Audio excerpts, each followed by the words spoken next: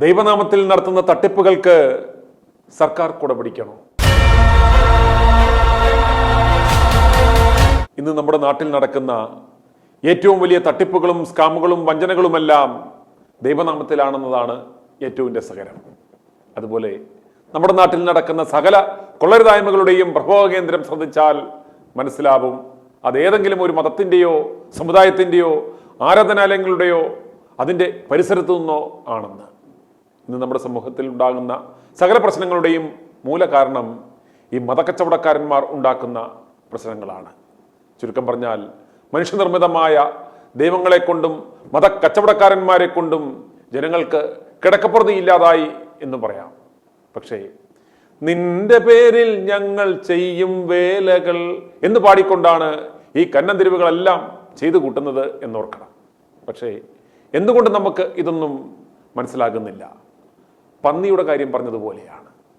ഭൂമിയിൽ സമാധാനമുണ്ടാക്കുവാൻ വന്ന ദൈവങ്ങളുടെ പേരിലാണ് ഈ പറപ്പുകളെല്ലാം കാട്ടിക്കൂട്ടുന്നത് എന്നോർക്കണം. എങ്ങോട്ട് നിന്ന് കുർബാന കളിച്ച് ദൈവത്തെ പ്രതിപ്പെടുത്തണം എന്ന തർക്കം ഒരു സൈഡിൽ പുരോഗമിക്കുകയാണ്. ഇവരിൽ ഒരു കൂട്ടർ ചന്തി ദൈവത്തിന് അഭിമുഖമായും കിണ്ടി ജനാഭിമുഖമായും നിന്ന് കുർബാന കളിച്ചാൽ ദൈവത്തിന് നന്നായി സുഖിക്കും എന്ന് അഭിപ്രായപ്പെടുന്നു. മറ്റൊരു ഭാഗം പറയുന്നത് അപ്രകാരമല്ല.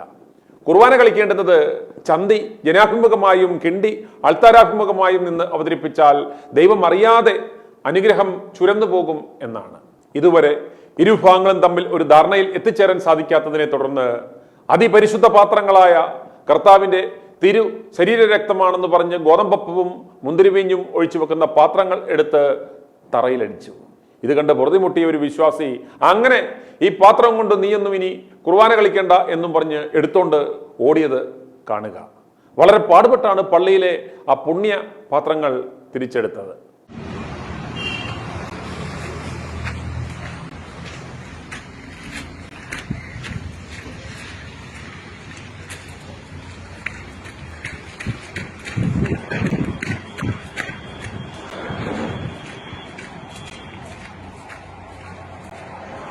ഇനി മറ്റു രണ്ടു കൂട്ടർ കിടന്ന് പള്ളികൾക്ക് വേണ്ടി കടിപിടി കൂട്ടുന്നു.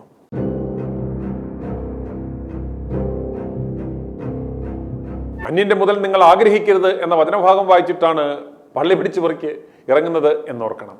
വല്ലവന്റെയും പള്ളി പിടിച്ചു പറിച്ചിട്ട് വേണം അവിടെ നിന്ന് മനസമാധാനമായിട്ട് ദൈവത്തെ ആരാധിക്കുവാനെന്ന്. നമ്മുടെ കർത്താവ് സഹിയിട്ട് ഇവന്മാരുടെ പൂർവിമോന്മാരെ അഥവാ പൂർവികരെ സർപ്പസന്തതികളെ പുറം മാത്രം വെടിപ്പാക്കിയ കിണ്ടികിണ്ണങ്ങളെ വെള്ളയടിച്ച ശവക്കല്ലറുകളെ എന്നൊക്കെ വിളിച്ചു. ഇവന്മാരുടെ കയ്യിലിരിപ്പ് വെച്ച് നമ്മൾ മിനിമം തായും പായും ഒക്കെ കൂട്ടി ഇവരെ വിളിക്കേണ്ടതല്ലേ? ഒന്ന് കിഴക്കോട്ട് തിരിഞ്ഞിരുന്നെന്ന് ആലോചിച്ചേ. ഉവ്വ് എന്ന് മനസ്സ് പറഞ്ഞാൽ പിന്നെ അമാന്തിക്കരുത് ഉച്ചത്തിൽ വിളിക്കുക. മലയാള ഭാഷയിലെ നല്ല തെറിയുടെ സൃഷ്ടാക്കൾ കഷ്ടപ്പെട്ട് മനമുരുകി നല്ല പ്രാസമുള്ള മുട്ടൻ തെറികൾ ഉണ്ടാക്കുകയും അത് നമുക്ക് പകർന്നു നൽകുകയും ചെയ്തിരിക്കുന്നത് ചുമ്മാ മനസ്സിൽ ഉരുവിട്ടുകൊണ്ട് നടക്കുവാനല്ല, ഇങ്ങനെയുള്ള പണികൾ കാണുമ്പോൾ ഉച്ചത്തിൽ മുഖത്ത് നോക്കി വിളിക്കുവാനാണ്. ഒരു പ്രത്യേക മതമെന്നില്ല. എല്ലാ മതങ്ങളിലെയും മനുഷ്യനുണ്ടാക്കിയ ദൈവങ്ങളുടെയും അതിൻ്റെ ഉടമകളായ മത മുതലാളിമാരുടെയും അവസ്ഥ ഇത് തന്നെയാണ്. നാൾക്കുനാൾ മതമുതലാളിമാർ സമ്പന്നരായിക്കൊണ്ടിരിക്കുന്നു, കൂടുതൽ അധികാരമുള്ളവരായി തീരുന്നു, രാജ്യത്തെ സമാന്തര ഭരണാധികാരികളും സമ്പദ് വ്യവസ്ഥകളുടെ ഉടമകളുമായി മാറുന്നു. ഭൂരിപക്ഷമെന്നോ ന്യൂനപക്ഷമെന്നോ വ്യത്യാസമില്ലാതെ എല്ലാ മത കച്ചവടക്കാരും മത്സരിച്ച് സ്വത്ത് സ്വരുക്കൂട്ടിക്കൊണ്ടിരിക്കുന്നു. എല്ലാം ദൈവനാമത്തിൽ. കാണിക്കയിട്ടാൽ ദശാംശം കൊടുത്താൽ അനുഗ്രഹം തരുന്ന ദൈവങ്ങൾ, കൊടുത്തില്ലെങ്കിൽ അനുഗ്രഹം തരില്ല എന്ന് മാത്രമല്ല എട്ടിന്റെ പണിയും തരുന്ന ദൈവങ്ങൾ. ദൈവങ്ങൾ ഇത്ര നാറികളോ എന്ന് ചിന്തിക്കുവാനുള്ള ശേഷി പോലും നഷ്ടപ്പെടുത്തി സ്വയം ഷണ്ഡീകരിച്ച മുണ്ണവിശ്വാസികൾ. ഈ മുണ്ണകളാണ് മത മുതലാളിമാരുടെ ഐശ്വര്യം, അല്ല നല്ല കറവ പശുക്കൾ. മുതലാളിമാർ വലിച്ചുകൊണ്ടേയിരിക്കും, മുണ്ണകൾ ചുരത്തിക്കൊണ്ടേയിരിക്കും. ആദ്യമേ തന്നെ ഞാൻ ഒരു കാര്യം പറഞ്ഞുകൊള്ളട്ടെ. ഇത് ദൈവമില്ല എന്ന് വരുത്തി തീർക്കുവാനുള്ള ഒരു ശ്രമമല്ല ഞാൻ നടത്തുന്നത്. ദൈവമെന്ന പേരിൽ ഓരോ വിഭാഗങ്ങളും അവരുടെ ഭാവനയ്ക്കൊത്ത് ദൈവങ്ങളെ ഉണ്ടാക്കുകയും ആ ദൈവങ്ങളെ മുന്നിൽ നിർത്തി കച്ചവടമടിക്കുകയും ചെയ്യുന്നതിനെ കുറിച്ചാണ് ഞാൻ സംസാരിക്കുന്നത്. പ്രപഞ്ച സൃഷ്ടാവ് ഇവറ്റകളെ ഒരു പാഠം പഠിപ്പിക്കുവാൻ കൊറോണയെ അയച്ചിട്ടും ഒറ്റ ഒരെണ്ണവും പഠിച്ചില്ല എന്നതാണ് വാസ്തവം. മതക്കച്ചവടക്കാരെ, അടുത്തതിന് നിങ്ങൾ കാത്തിരിക്കുക.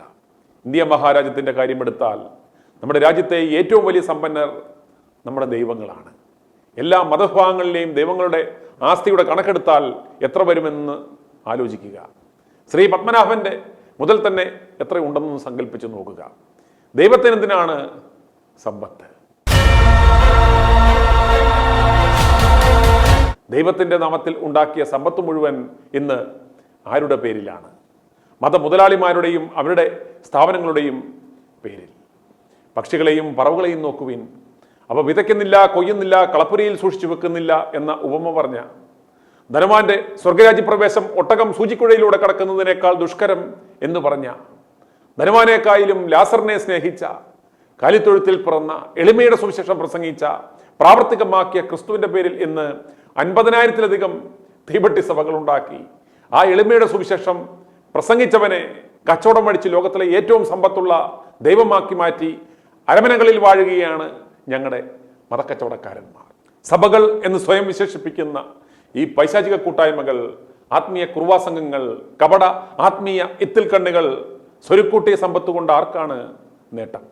ഏതെങ്കിലും ഒരു സാധാരണ വിശ്വാസിക്ക് സഭയുടെ സമ്പത്ത് കൊണ്ട് നേട്ടമുണ്ടോ? ഈ രാജ്യത്തിനുണ്ടോ? ഇല്ല. പിന്നെ ആർക്കാണ് നേട്ടം? സഭ എന്ന് പറയുന്നുണ്ടെങ്കിലും പലതും ട്രസ്റ്റും കമ്പനീസ് ആക്ട് അനുസരിച്ച് രജിസ്റ്റർ ചെയ്തിട്ടുള്ളതാണ്. യാതൊരു രജിസ്ട്രേഷനും ഇല്ലാത്ത പ്രസ്ഥാനങ്ങളും ഇവിടെയുണ്ട്.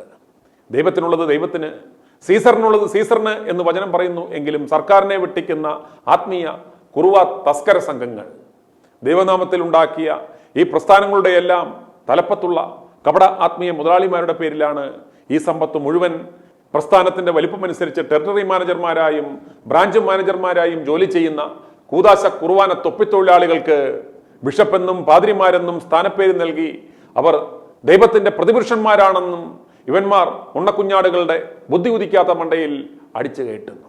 മുണ്ണക്കുഞ്ഞുങ്ങൾ കുനിഞ്ഞു നിന്ന് ആമേൻ പറഞ്ഞ് അപ്രകാരം ഞങ്ങൾ അന്ധമായി വിശ്വസിക്കുന്നു എന്ന് ഏറ്റുപറയുന്നു. എന്റെ മാപ്പിളെ, ഒരു മേൽമുണ്ട് പോലും ഇല്ലാതിരുന്ന നമ്മുടെ കർത്താവായ യേശു ക്രിസ്തുവിന് എന്തിനാണൊരു സമ്പത്ത് എന്നും ആരും എന്തേ ചോദിക്കുന്നില്ല. കർത്താവ് ശിഷ്യന്മാരോട് പറഞ്ഞത് എന്താണ്? നിനക്ക് സൗജന്യമായി ലഭിച്ചതൊക്കെയും നീ സൗജന്യമായി കൊടുപ്പിൻ എന്നാണ്. ഇവന്മാർ എന്താണോ പറയുന്നത്? രൂപത രൂപത അതിരൂപത ദശാംശം താ. എപ്പോഴും കൊടുപ്പ് എന്ന് പറയുന്നത് മുണ്ണക്കുഞ്ഞാടുകളുടെ മാത്രം ചുമതലയാണ്. മേടിക്കൽ എന്നത് മതക്കച്ചവടക്കാരന്മാരുടെ ജന്മാവകാശവും. ഏതെങ്കിലും ഒരു മതക്കച്ചവടക്കാരൻ നേർച്ചയിടുന്നത് നിങ്ങൾ കണ്ടിട്ടുണ്ടോ? നിങ്ങൾ കാശ് കൊടുക്കുമ്പോൾ അവർ പറയും, അല്ലെങ്കിൽ ഒരു ബുദ്ധിമുട്ടോ പ്രയാസമോ വരുമ്പോൾ നിങ്ങൾ അവരോടത് പങ്കിടുമ്പോൾ അവർ പറയും ഞങ്ങൾ പ്രാർത്ഥിക്കാം എന്ന്. പക്ഷെ നിങ്ങൾ എന്ത് ചെയ്യണം? നേർച്ചയിടുകയോ സംഭാവന കൊടുക്കുകയോ വേണം. അനുഗ്രഹം അപ്പോൾ വാരിക്കോരിത്തരും. അനുഗ്രഹം വാരിക്കോരിത്തരുന്നവർക്ക് ആ അനുഗ്രഹം എടുത്ത് അരിമേടിക്കാനോ വാടക കൊടുക്കുവാനോ ഭാര്യയ്ക്ക് പാവാട മേടിച്ചു കൊടുക്കുവാനോ പിള്ളേർക്ക് പാമ്പർ മേടിക്കുവാനോ ആ അനുഗ്രഹം ഉപകരിക്കത്തില്ല എന്നതാണ് ഏറ്റവും വലിയ തമാശ. അതിന് വിശ്വാസികൾ അവർക്ക് കാശ് കൊടുക്കണം. നിങ്ങൾ കാശ് കൊടുത്തിട്ട് അനുഗ്രഹം തരുവാൻ നിൽക്കുന്നവരോട് ആ അനുഗ്രഹം 4 മടക്കി നിക്കറിന്റെ പോക്കറ്റിലിട്ടേര് എന്ന് മുണ്ണവിശ്വാസികൾ എന്ന് പറയുന്നുവോ അന്ന് ഞങ്ങൾ ഈ പണി നിർത്തും. എൻ്റെ വിശപ്പിന് നിന്റെ കയ്യിലെ പഴങ്കഞ്ഞിങ്ങിയതാ, ഞാൻ നിനക്ക് വിശക്കാതിരിക്കുവാനുള്ള അനുഗ്രഹം വാരിക്കോരിത്തരാമെന്ന്. അതല്ലേ ഇവർ ചെയ്യുന്നത്? പറയുവാനാണെങ്കിൽ ദിവസങ്ങളോളം പറയുവാനുണ്ട്. ഞാൻ ഇത്രയും ഇന്ന് പറയുവാൻ കാരണം നമ്മുടെ രാജ്യത്ത് കാണുന്ന ഏത് മതവിഭാഗങ്ങളുടെ ആയിക്കൊള്ളട്ടെ, ഈ കാണുന്ന കോടാനുകോടികളുടെ സമ്പത്ത് എവിടെ നിന്ന് വന്നതാണ്? ഏതെങ്കിലും ഒരു മതനേതാക്കന്മാരുടെ തന്തന്മാർ കണ്ട വകയാണോ? അല്ല. ദൈവം മുകളിൽ നിന്നും കെട്ടിയിറക്കി കൊടുത്തതാണോ? അല്ല. പാവപ്പെട്ടവന്റെ അത്താഴ പട്ടിണിക്കാരന്റെ കണ്ണീരിന്റെ കാശാണ് ഇവയെല്ലാം. അപ്പോൾ ഈ പണത്തിന് ഉത്തരവാദിത്തം പറയേണ്ടുന്നത്, കണക്ക് പറയേണ്ടുന്നത് ആരോടാണ്? വിശ്വാസികളോടാണ്. കണക്കുകളിൽ സുതാര്യതയും കൃത്യതയും ഉണ്ടാവേണ്ടേ? വേണം. കാരണം നാട്ടുകാരൻ്റെ കാശാണ് ഇത്. ഇവരുടെ അപ്പന്മാർ കണ്ട വകയായിരുന്നു എങ്കിൽ ഇവർക്ക് ആരോടും ഒരു കണക്കും പറയേണ്ടായിരുന്നു. എന്നാൽ ഇത് പബ്ലിക് മണിയായതിനാൽ കണക്ക് പറയണം വിശ്വാസി സമൂഹത്തോടും രാജ്യത്തെ നിയമ സംവിധാനങ്ങളോടും. അതിന് നിയമം വേണം. ഏതെങ്കിലും ഒരു മതവിഭാഗത്തിന് മാത്രം നിയമം മതിയോ? പോരാ. എല്ലാവർക്കും അത് ബാധകമായിരിക്കണം. അല്ലെങ്കിൽ എന്ത് സംഭവിക്കും?